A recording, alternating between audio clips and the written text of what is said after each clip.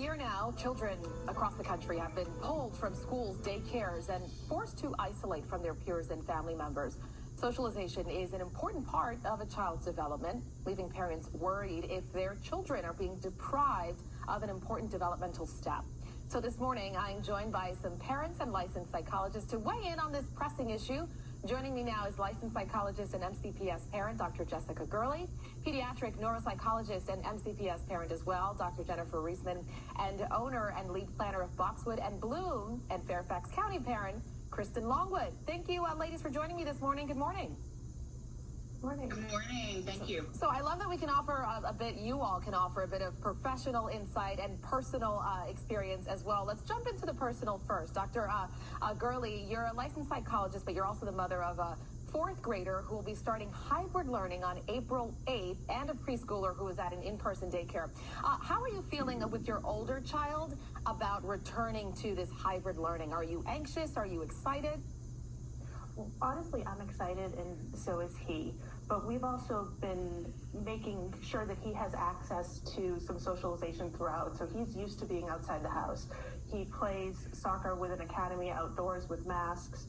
He went to camp last summer at Bartee Mountainside, and I just want to say they did a phenomenal job with all their COVID precautions. So we've really been putting his socialization up front. And it's also part of the reason that my 4-year-old is at an in-home daycare. Gotcha. So he gets that socialization too. They've been able to have that interaction. Dr. Reisman, I want to go to you. You're a Montgomery County parent, as we said, fifth grade daughter who has yet to step foot inside of a building. Is that concerning to you, or have you found other ways to make sure she gets that socialization? It is concerning to me, and I asked my daughter what I should tell everybody watching today, and she wanted to say how excited she is to be going back to school, how excited she is to have recess. I don't think we can underscore the importance of typical things like recess, and even though I know all the other parents watching have tried their best to find ways to make social outlets, truly our kids, though, have been deprived of the typical socialization experiences. So I know my daughter is thrilled and excited to be getting back into her classroom and meeting her teacher in person for the very first time. I love that your daughter is excited about it. That's a big step, right? I'm sure to put you at ease as well. Kristen, I want to go with you. You have a 3-year-old and a 7-month-old. So they're at that critical age, right, where they start to really interact. How has that been going for you?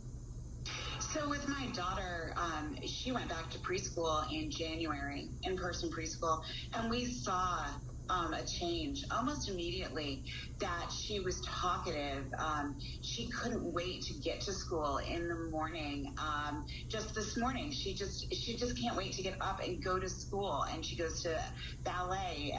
Tiny Dancers is doing a fabulous job. There's just 4 kids per class, but it's that socialization that I think they need as early as 3. And my son is a true COVID pandemic baby. He was born in 2020. So most of his relatives and friends, he's only seen through a screen. Wow. So it will be interesting now that our relatives, thankfully, are getting vaccinated, for someone else to hold him. Yeah, that's a really good point, and I think a lot of people are experiencing that. I want to get really quickly into some tips here because, ladies, there are moms, dads who are going to be watching, and perhaps they haven't had that opportunity to make sure that their kids have that interaction throughout the pandemic. Dr. Gurley, I'll start with you. What are some tips that you can apply or that parents can apply to make sure their kids aren't overwhelmed and ease that anxiety? So some things that parents could definitely do is maybe invite another family over, play in the backyard, go to a playground, wear masks, and really get the kids comfortable interacting from a safe distance with each other. Another thing to do would be to take a walk in a neighborhood other than your own. Okay. So even something that simple can really help. Dr. Reisman, I'll go with you. Conversations. I know you said your daughter had a message to pass along, so obviously you've been talking to your daughter about this. How do you talk to your child about the changes that are to come? I was watching really quickly a video on Twitter of a 3-year-old girl who went to a crowded playground for the first time, and she just looked so overwhelmed. What's the conversation that you have beforehand?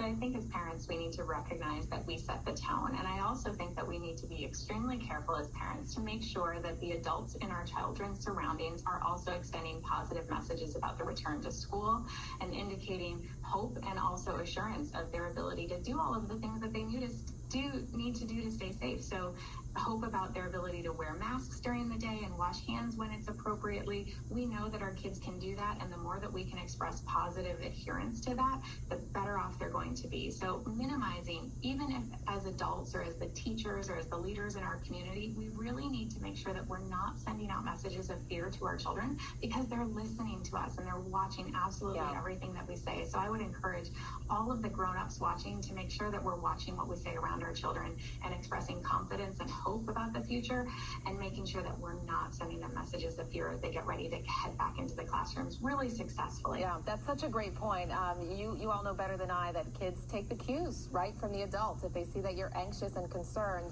they're going to feel the same way. Thank you so much, ladies, for joining me this morning. Best of luck to your children. I'm sure at the very least they're excited to, get to the post-pandemic life, generally speaking. So thank you so much for joining me.